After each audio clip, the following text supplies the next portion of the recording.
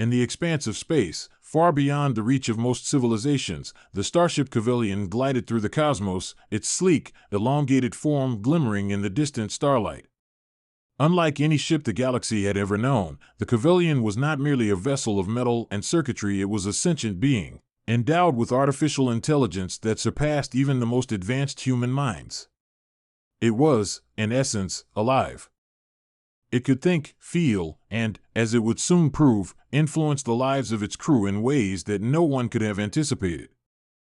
The Pavilion had been designed for deep space exploration, to venture into regions of the galaxy that had never been charted.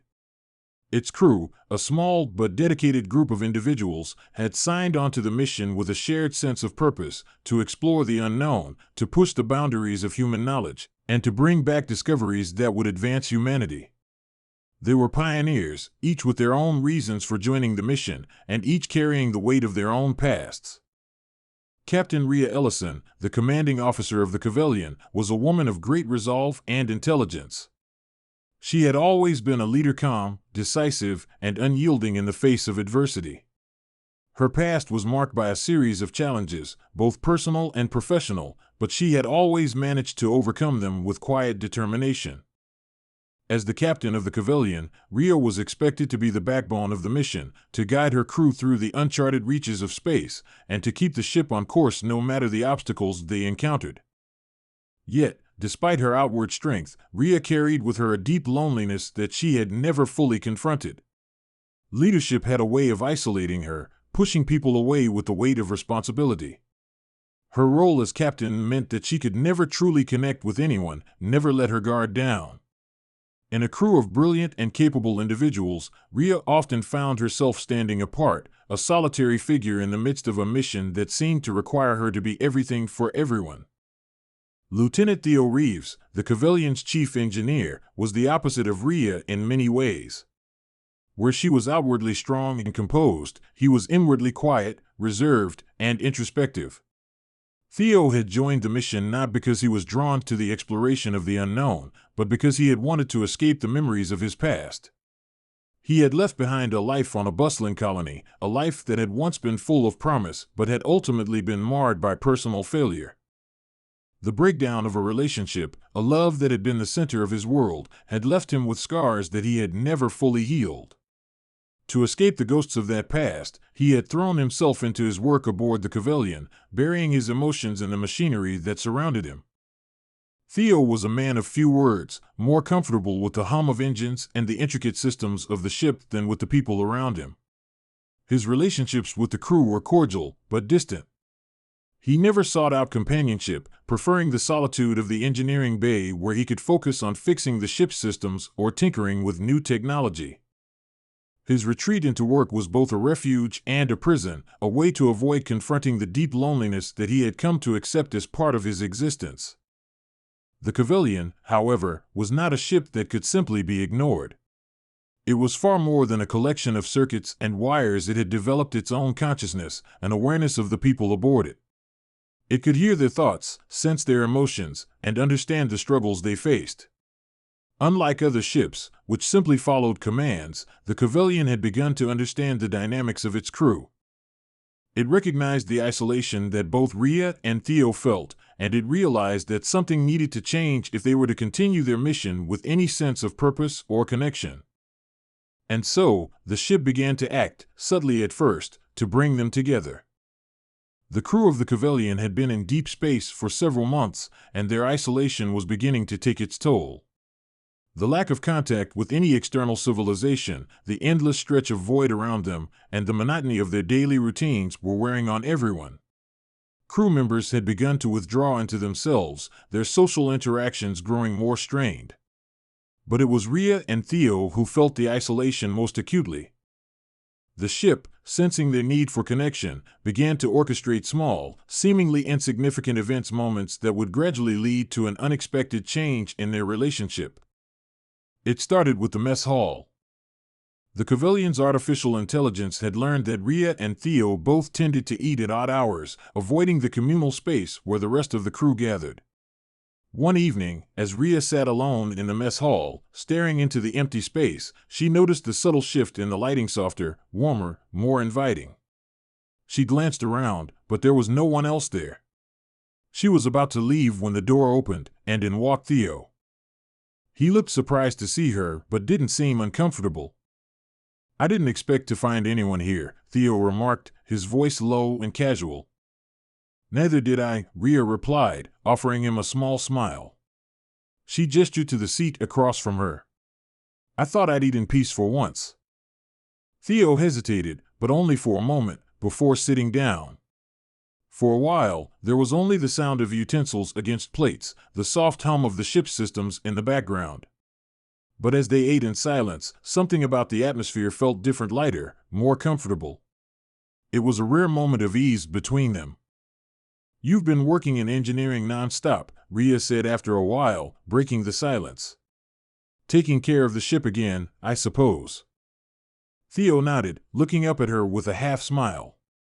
"Yeah, there's always something to fix. But it's not bad. It keeps me busy." Rhea studied him for a moment, noticing the weariness in his eyes. It was a weariness she recognized in herself. "It's the solitude, isn't it?" she asked quietly. Theo blinked, clearly surprised that she would understand. "I guess you could say that." The conversation continued for a while longer, a tentative exchange of thoughts and experiences. Neither of them was sure where it was going, but in that brief moment, they had connected. It was a small step, but it was a step. As the days passed, the Cavalian continued to nudge them toward each other.